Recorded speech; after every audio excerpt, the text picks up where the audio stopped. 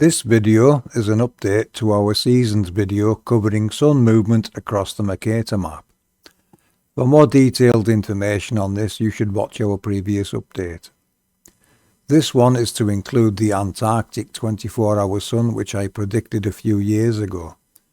The globers doing the final experiment are going to be very disappointed, as it actually debunks the globe, and I will explain how as we go through this video.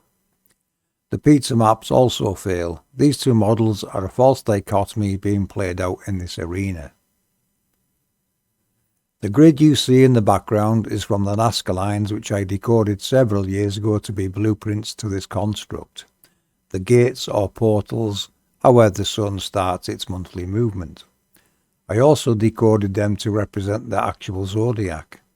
Each gate is assigned a sign of the zodiac, represented on this grid as the 12 gates you see in the east.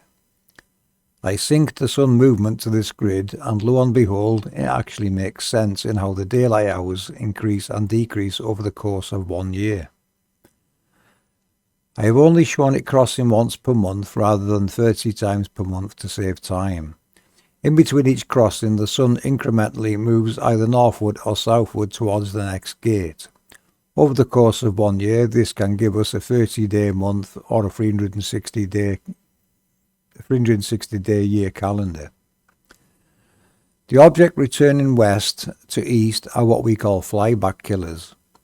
This decode is from Jimbo after I animated the sun's movement for this map, and he stated it matches the design of a sweepback transformer and flyback killer. In other words, a mechanism that sweeps luminaries west, shuts down or suppresses their light as they return back east. This is why I've included those lights in the sky they claim are the ISS. In APM research, they are flyback killers returning the luminary mechanism back east to its next start position. In mythology, this is Medusa cutting off the head, which just means shutting down or suppressing the light of that particular luminary. We do have two theories of how the sun works. This one is for the luminaries returning east via way of flyback killer. After all, they all need accounted for, and we are ruling out which return east illuminated and which don't. New information on the second way will follow shortly. It also will have some more updates from Chris F.E. Jackson at some point too. In this animation you can see which gates are active by the green circle each month. You will also see I attached the sun to the sun halo, which is of course a part of the mechanism moving the sun. This technology we say is the creator's technology, and has been here since nature's inception. Everything we decode relates to this technology and how it works. You will find particle accelerators also have this same configuration. You will also find in our work how our ancestors everywhere also knew this up until around 2000 years ago when the Roman invasion took place. I also decoded rainbows to be the signature of this technology. To go deeper into that, do look into our Operation Rainbow Warrior program, where you can join in and help us map them. The equinoxes also cause a problem for the globe, as you can now see why they are adding or subtracting daylight hours. It is to compensate for the sun's now longer or shorter paths across the map. A globe would have to speed up or slow down to achieve this, which of course they cannot do, so try to hide it using daylight saving hours. It is to hide the difference in time it takes for the sun to cross, which becomes noticeable as it switches between front and rear gates. The word gate should be thought of in electrical terms. This is part of a circuit.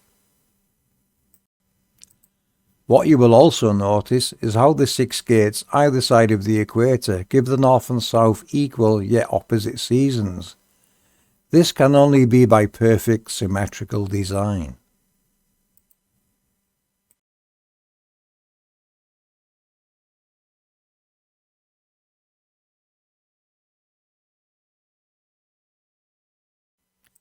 Now we are in December's gate, the solstice. Watch how the sun doubles back on itself once it reaches the west. For this to work on a globe, the globe would have to reverse direction. The observers at Union Glacier now see the sun going back east and passing South America, then South Africa, then Australia, and then New Zealand. This completely breaks the globe, as is it not supposed to be circling around a globe, and the first country to see it should be New Zealand, not South America? It is returning east in the wrong order for a globe. The same can also be proven in the north. If you were in Greenland, during the day the sun would be south of you and by night north of you, returning east. Again, the globe would have to reverse direction to achieve this. As animated here, it works flawlessly on the Mercator map. The north and south are symmetrically perfect by the design of this grid and gate system. The longest days are actually the equinoxes and the shortest days are the solstices. This is determined by the sun airtime and distance travelled from gate to gate. A lot of people report the sun or moon appearing to speed up or slow down. This is due to the configuration of these gates affecting their timing between front and rear gates, which of course will change the distance to travel time. March and September, the equinoxes, are the two rear gates the farthest apart on the grid, giving the sun the longest crossing time. You will notice the sun will appear to cross faster at the solstices as the gates are the closest in this design. You will have heard us mention World War II was all about taking control of the perimeters, the North and South treaties and East and West international datelines. Several years ago I discovered flights were not crossing the international datelines. The data is being flipped to appear to be. Other research of ours has also exposed fakery at the international datelines. The Mercator map has been cut to fit a globe at the international datelines which hides East and West. They control air and shipping and are actually just crossing the map, never crossing the international datelines. The globe and pizza maps are designed to hide East and West. The North and South treaties take care of the rest. To debunk this, you will require GPS proof that you crossed the Pacific, which of course is impossible on a stationary level plane.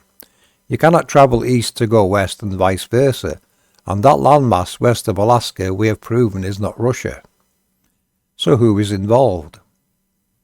Any nation that has a space agency or attachments to, any with nuclear technology or ambitions, and alleging to build technology they're calling particle accelerators. As our research is proving, they are already here, and they are in fact the Creator's glory, which comes under many names including angels.